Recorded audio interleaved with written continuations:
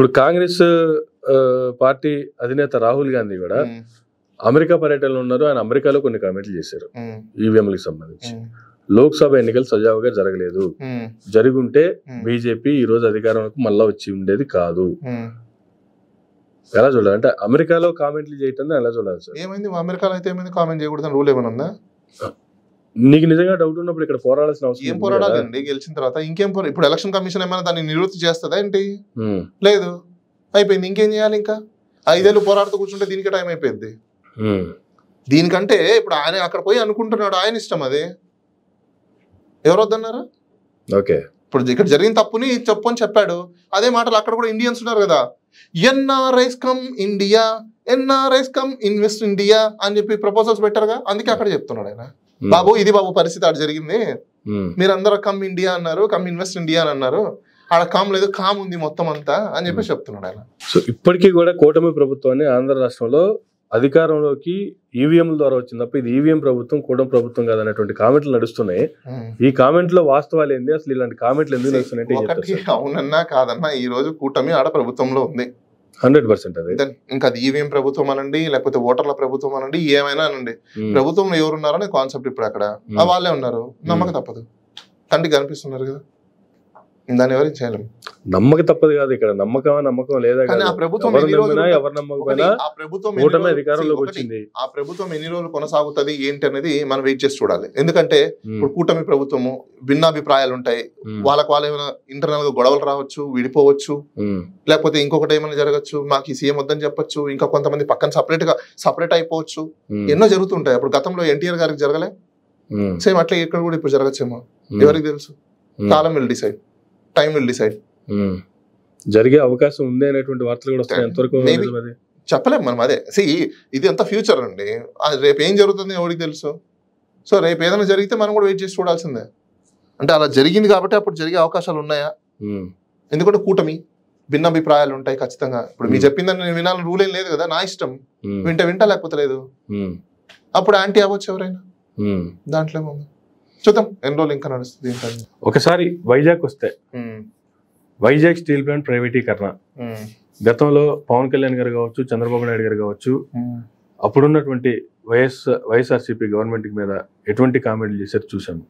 కానీ ఇప్పుడు అక్కడ శాంతియుతంగా ధర్నా చేస్తున్నటువంటి ఎంప్లాయీస్ మీద దాడులు చేసి వాళ్ళని అరెస్టులు చేసి నానా గందరగోళం జరిగినటువంటి పరిస్థితి. ఎందుకు అనేటువంటిది నాకు వచ్చింది. ఎందుకు ఇప్పుడు అంత అవసరం వచ్చింది? మీకు విషయం చెప్తున్నాండి, ఈ రాజకీయ నాయకులు ఎప్పుడు కూడా మాటల మీద నిలబడే టైప్ కాదు. వాళ్ళు ఆ రోజు పబ్బం గడుపుకోవడం కోసము సపోర్ట్ చేసామంటారు. ఈ రోజు వీళ్ళు ఎందుకు అరెస్ట్ చేస్తున్నారంటే, ఇప్పుడు వీళ్ళు ఏదో ఒక ఇన్వెస్టర్, ఇప్పుడు నేనున్నానండి, నేను ఇన్వెస్ట్ చేయాలనుకుంటున్నా, నేను ఒక మినిస్టర్తో మాట్లాడుకుంటాను, ఇదిగో బాబు నీకు 10% ఇస్తాను, వాళ్ళని మొత్తం ఇచ్చేసి నాకు ప్రైవేటీకరణ చేయనుకో, మినిస్టర్ ఏం చేస్తాడు? ఆ డబ్బులు వాడు తీసుకొని వాడు దాన్ని చేస్తాడు. కానీ ప్రజలకు మాత్రం చూపించేది అంత వైట్ గా నీట్ గా ప్రొసీజర్ ప్రకారం జరిగిందని చూపిస్తారు. జరిగేదంతా కుంభక్కు కంబక్కు. ఇది వాస్తవాలు. అది ఏ ప్రభుత్వాలైనా. అంటే ఈ విశాఖ స్టీల్ ప్లాంట్ విషయంలో కూడా అదే జరుగుతుందా? ఖచ్చితంగా, నో డౌట్. అందులో వీళ్ళకి ఎన్ని వాటాలు ఉన్నాయి చూసుకోమని చెప్పండి ఫస్ట్. ఇండైరెక్ట్లీ వాటాలు ఎక్కడో చోటు నుంచి వస్తాయి, ఎవరో ఒక పేర్ల మీదనో ఎట్లో ఏదో విధంగా వీళ్ళు మొత్తానికైతే ఇండైరెక్ట్లీ బెనిఫిట్ పొందకుండా ఉండరు, నో డౌట్ అందులో. అందుకోసమే ఇప్పుడు వాళ్ళు ఆ ఉద్యమాన్ని నిర్వీర్యం చేయడం కోసం కంకణం కట్టుకున్న ఏకైక ప్రభుత్వం ఏదైనా ఉందంటే మన film star mister Pawan Kalyan గారు డిప్యూటీ చీఫ్ మినిస్టర్ అయిన తర్వాత ఆయన ఇచ్చిన మాటల్ని బేఖరాతు చేసుకుంటూ ఈరోజు ఆ విశాఖపట్నం ప్రజలందరినీ కూడా, అక్కడ ధర్నా చేస్తున్న వ్యక్తులందరినీ కూడా, ఉద్యోగస్తులందరినీ కూడా భయభ్రాంతులు చేసి అరెస్టులు చేయడం ఎందుకండి అంటే వాళ్ళు బాగుపడడం కోసం, అంతకుమించి ఏం లేదు. మీరేంటి కామెడీ చూస్తున్నారు, ఇలా మాట్లాడుతున్నారు అంటే ఫిలిం వాళ్ళు ఇట్లనే కదా కొంచెం డైలాగ్స్ ఇస్తారు. సో అందుకని నేను కూడా అలా చేశాను. మీకు వింత కొంత కానీ ఎందుకు పవన్ కళ్యాణ్ గారు ఈ విషయం ఎందుకు ఏం మాట్లాడట్లేదు? మాట్లాడారండి మీరు మళ్ళీ పదే అదే అడుగుతున్నారు. అమర్ గారు కారణం ఏంటి? ఫస్ట్ మీకు చెప్పా, ఆయన మాట్లాడు, ఆయన కనెక్ట్ అవ్వరు. ఎవరో ఎందుకంటే ఇప్పుడు మీరు ఒక జర్నలిస్టు, ఆ కన్సర్న్ ప్రిన్సిపల్ సెక్రటరీ నెంబర్ ఇస్తాను, నేను డిప్యూటీ చీఫ్ మినిస్టర్ని ఇంటర్వ్యూ చేయాలి, ఒక పౌరుడిగా నేను అడుగుతున్నాను, నాకు అపాయింట్మెంట్ ఎప్పుడు ఇస్తారని అడగండి మీరు. గెట్ అవుట్ అంటారు.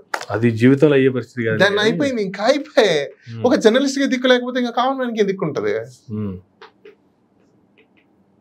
కామన్ మ్యాన్ కి దిక్కుండాల్సిన అవసరం కాదు కదా ఇక్కడ యాజ్ ఏ డిప్యూటీ సీఎం గతంలో మీకు అండగా నేను నిలబడతాను అని చెప్పి మాట ఇచ్చినటువంటి వ్యక్తి ఈ రోజు ఇంత జరుగుతున్నా సరే గతంలో అంటే ప్రతిపక్షంలో ఉన్నావు మీరు అన్నట్లుగా మీ నాకు విషయం చెప్పండి, గుడ్లవెల్లేరు కాలేజ్ లో ఇదే ఇష్యూ ఒకవేళ పవన్ కళ్యాణ్ గారు అపోజిషన్ లో ఉన్నప్పుడు ఉంటే ఎలా ఉండేది? రచ్చరంబోల సినిమా తరహాలో 4 వ్యాన్ల మీద సుమోల మీద ఎగురుకుంటూ జంపింగ్లు చేసుకుంటూ డింగి డింగి డింగి డింగి అని చెప్పి అక్కడ వాలిపోయారు. ఈ రోజు ఏమైపోయిందండి మీకు? ఆ రోజు మాత్రం జనాలు వస్తారని చెప్పేసి అని లేకుండా కమాన్ జనాలు అన్నారు. మరి ఈ రోజు జనాలు వస్తారయ్యా, మేము అందుకే వెళ్ళట్లేదు అంటున్నారా? చెప్పండి, ఇప్పుడు ఏం చెప్పాలి ఇంకా? అసలు వాళ్ళ గురించి నిజంగా స్టేట్ లో జనాలు ఎలా నమ్మారో తెలియదు కానీ పాపం ఇప్పుడైతే ఏడుస్తున్నారు ఒక్కొక్కరు. ఆ సింగినగర్ ఏరియా ప్రాంతాల్లో విజయవాడలో అయితే ఫ్లడ్స్ వచ్చిన వాళ్ళందరూ కూడా ఈ కమ్యూనిటీకి సంబంధించిన వాళ్ళే. ఆయన ఏదో పీక్తారైనా ఏదో పెరుగుతారని చెప్పేసి అని ఓట్లేశారు. ఎక్కడ? నేను మీ మీడియా సభాముఖంగా పవన్ కళ్యాణ్ గారికి నేను ఒకటే అడుగుతున్నా సార్, మీ అకౌంటబిలిటీ, మీరు చెప్పిన అకౌంటబిలిటీనే సార్. ఈ రోజు వీటన్నిటి గురించి మీరు చెప్పిన గతంలో మీరు ఏదైతే పాదయాత్ర చేసో లేకపోతే బస్సు యాత్ర చేసో లేకపోతే ఇంకొక యాత్రలు చేసో మీరు చెప్పిన మాటలు ఏవైతే ఉన్నాయో ఈ రోజు మీరు ఆ మాటల మీద నిలబడరా? వచ్చి బయటికి మీరు శ్వేతపత్రంగా మీడియా ముఖంగా నేను ఈ మాటలు చెప్పాను ఇవన్నీ నేను చేస్తాను అని చెప్పి చెప్తారా లేదా? చెప్పలేదు అంటే మీరు కూడా అందరిలాగా గొంగుల పురుగులు అవుతారు తప్ప నో స్పెషల్. ఈసారి మిమ్మల్ని చూస్తారు. నెక్స్ట్ 2029లో మీకు ఎవరు దేకను కూడా దేకరు, అందులో నో డౌట్. ఎందుకంటే ఎందుకు చేయాలంటే మీకు నాకు అర్థం కాదు.